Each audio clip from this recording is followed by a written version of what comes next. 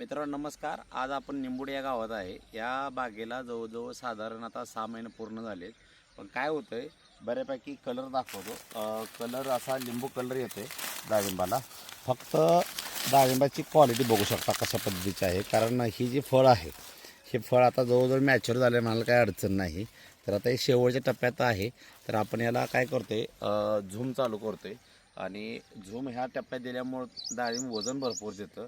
आणि अजून एक गोष्ट अशी की जर समजा महिन्याला आपण हॅरक्युलिन सोडलेला राहिलो तर झाडा कोणतीही डिपेंडन्सी दिसत नाही. माल एवढा असून सुद्धा झाडं आहे अशी आहेत.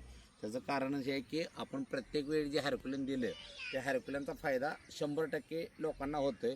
त्यामुळं वेट झोन, हॅरक्युलिन आणि झूम ह्या 3 गोष्टी लक्षात ठेवायच्या आहेत. कारण पेपर मारल्यानंतर मला वाटतं वरचा स्प्रेचा रोल जरा कमी होतोय, पण आपल्या ड्रिपच्या माध्यमातून साईज आणि वजन ह्या गोष्टीसाठी आपल्याला ह्या गोष्टी कराव्या लागणारच आहेत.